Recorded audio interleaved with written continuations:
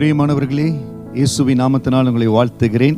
நீதிமொழிகள் 12வது அதிகாரம் 22வது வசனம், பொய் உதடுகள் கர்த்தருக்கு அருவருப்பானவைகள், உண்மையாய் நடக்கிறவர்களோ அவருக்கு பிரியம். யாருடைய வாழ்க்கையில பொய் நாவுகள் இருக்கிறதோ ஆண்டவர் அவர்களை வெறுக்கிறார், அருவருக்கிறார். அது யாராய் இருந்தாலும் சரி, பொய் உதடுகள் கர்த்தருக்கு அருவருப்பானவைகள். தேவன் அவர்களை அருவருக்கிறார். உண்மையாய் நடக்கிறவர்களோ அவருக்கு பிரியம். ரொம்ப ஜாக்கிரதையா இருக்கணும். நான் சொல்லுகிற காரியம் மனிதர்களை சந்தோஷப்படுத்துகிறது, எனக்கு ஆதாயமா இருக்கிறது. நிறைய இடத்துல ஜனங்கள் எதற்கு பொய் சொல்வார்கள் என்றால், தங்களுக்கு ஆதாயம் வேண்டும் என்று சொல்வதற்காக உண்மையை மறைத்து பேசுவார்கள், பொய் பேசுவார்கள். அப்படி இருக்கக்கூடாது. எந்த இடத்துல இருந்தாலும் ஒரு தேவ பிள்ளை சாட்சியோடு இருக்கணும், தேவனுக்கு சாட்சியா இருக்கணும். நிறைய இடங்கள்ல, நான் வேலை செய்த இடத்திலும், நான் இருந்த எல்லா இடத்துலையும், எல்லாரிடத்துல கேட்கிற ரிப்போர்ட்டை விட அவர் வரட்டும், அவர் இடத்துல ரிப்போர்ட் கேட்போன்னு சொல்லி கேட்பாங்க.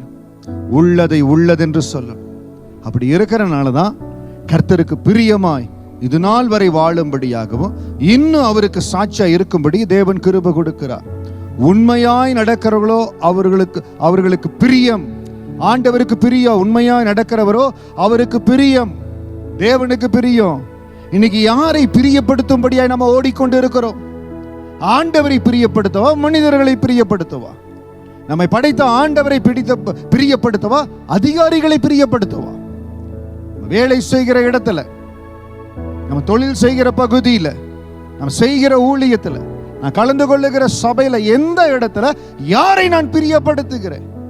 ஆண்டவரை பிரியப்படுத்தணும். எல்லா இடத்திலும் தேவனை பிரியப்படுத்தணும்.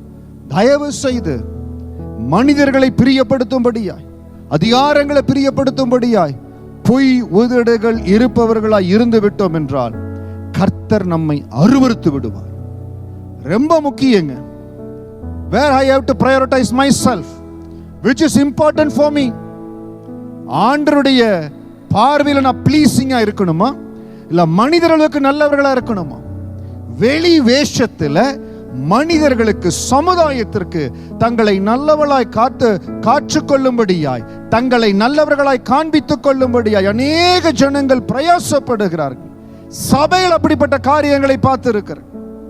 தங்கள் எல்லா இடத்திலையும் நல்லவர்களானால் பொய் உதடுகளை பயன்படுத்துகிறார்கள். ரொம்ப கஷ்டம். தயவு செய்து கர்த்தருக்கு பிரியமாய் இருக்கிற லக்க எப்பொழுது நம்ம வாழ்க்கையில வைத்திருக்கணுங்க. சில வேளைகள் அதனால சில நஷ்டத்தை சந்திக்க வேண்டாம். ஆனா நான் கர்த்தருக்கு பிரியமா இருக்கிறனால இந்த நஷ்டத்துல கடந்து போறேன்னா பரவாயில்ல. கர்த்தரை பிரியப்படுத்துறதுனால இந்த நஷ்டத்துல கடந்து போறேன்னா பரவாயில்ல. நான் கர்த்தரை பிரியப்படுத்துகிற மகனாய் மகளாய் இருக்கணும். நிர்பந்தத்தின் நிமித்தம் சில இடத்துல நிர்பந்தங்கள் வருகிறது. ஏன் சார் இப்படி இருக்கிறீங்க, எல்லாரும் இப்படி இருக்கிறாங்க, அப்படியே கடந்து போங்க. தயவு செய்து அப்படிப்பட்ட ஆவியுள்ள மனிதர்களோடு நின்றாதீங்க. எல்லாரும் கடந்து போற, நீங்க கடந்து போங்க. அந்த ஆவி மிக பொல்லாத ஆவி, உங்க அழைப்பிலிருந்து உங்களை விலக்குகிற ஆவி. It will drift you away from your calling. எல்லாரும் போறாங்க, நானும் போறேன். கூட்டத்தோட ஆடு கூட்டமா போற மாதிரி கூட்டம் இல்லை. தேவனுக்கு முன்பாக நான் தேவனை பிரியப்படுத்தும்படியா இருக்கிறேன். என்னுடைய பாதையில நடப்பேன். கர்த்தரை நான் பிரியப்படுத்தணும். தயவு செய்து நீங்க வேலை செய்கிற இடம், நீங்கள் இருக்கிற ஊழியம், பொய் உதடுகள் இருந்தால் விலக்கிக் கொள்ளுங்க. பொய் உதடுகள் கர்த்தருக்கு அருவருப்பானவைகள். உண்மையாய் நடக்கிறவளோ அவர்களுக்கு புரியும்.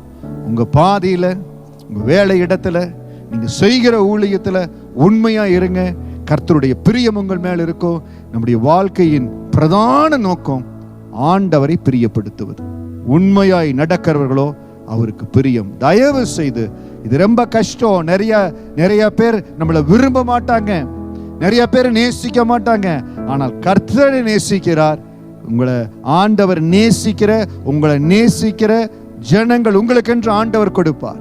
அதை ஆண்டவர் பெரிய ஆசீர்வாதமாக கொடுப்பார்.